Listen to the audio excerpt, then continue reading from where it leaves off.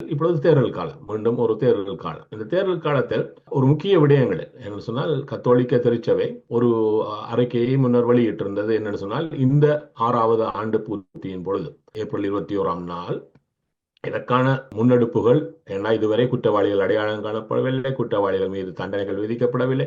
இந்த விடயம் இவ்வாறான கிடப்பில் இருப்பதால் இது குறித்து என்றால் இந்த இதில் ஒரு அமையக்கூடிய 3வது ஆட்சி, ஏன்னா இது நடைபெற்ற பொழுது ரணில் விக்ரமசிங்க பிரதமராகவும் மைத்ரிபால சிறிசேனா ஜனாதிபதியாகவும் இருந்த ஒரு காலம். அதன் பின்னர் கோத்தபய ராஜபக்ச ஜனாதிபதியாகவும் மஹிந்த ராஜபக்ச பிரதமராகவும் இருந்த காலம். பின்னர் அதன் பின்னர் மீண்டும் தினேஷ் குணவர்த்த பிரதமராகவும் ரணில் விக்ரமசிங்க ஜனாதிபதியாகவும் இருந்த ஒரு காலம்.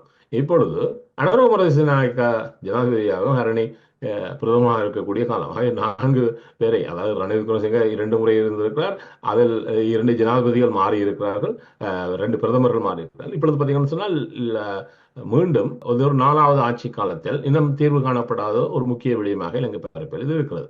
ஆகவே இவ்வாறான இதற்கு எதிராக நாங்கள் ஒரு ஆர்ப்பாட்டத்தை செய்வோம். கொழும்பிலிருந்து நீர்கொழும்பு வரை ஆர்ப்பாட்டமாக நகர்ந்து செய்வோம். இந்த 2 தேவாலயங்கள், தாக்குதலுக்குள்ளான 2 தேவாலயங்களில் கொழும்பில் இருக்கக்கூடியிலிருந்து நீர்கொழும்பு வரையும் நாங்கள் இதை ஒரு பேரணியாக செல்வோம் என்று அறிவித்தலை அவர் விடுத்திருந்தார். இவ்வாறு அவர்கள் ஒரு பேரணி செய்வதும், இது இலங்கை தீவில் பேசுபொருள் ஆவதும் இப்பொழுது தேர்தல் காலத்தில் ஆட்சியில் இருப்பவர்களுக்கு பாதிப்பாக அமையும். ஆகவே இதை தணிக்கின்ற வகையில் ஒரு விடயத்தை செய்துவிட்டார்.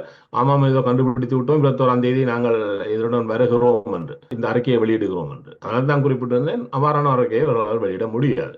அவை இது அரசியல் காரணங்களுக்காக தங்களுடைய இந்த இன்றைய சூழலை தணிப்பதற்காக இவ்வாறான ஒரு முயற்சியை இவர்கள் செய்திருக்கிறார்கள் என்பதனுடைய வெளிப்பாட்டை அதை இந்த 21ஆம் தேதி நிரூபித்திருக்கிறது. என்ன சொன்னால், ஒரு அறிக்கை இருக்கிறது, நாங்கள் இதை புலனாய்வுத்துறையிடம் காவல்துறையிடம் கையளிக்கிறோம் மேற்கொண்டு என்று ஒரு சின்ன விடயத்தில் இதை முடித்து விட்டார். சரி,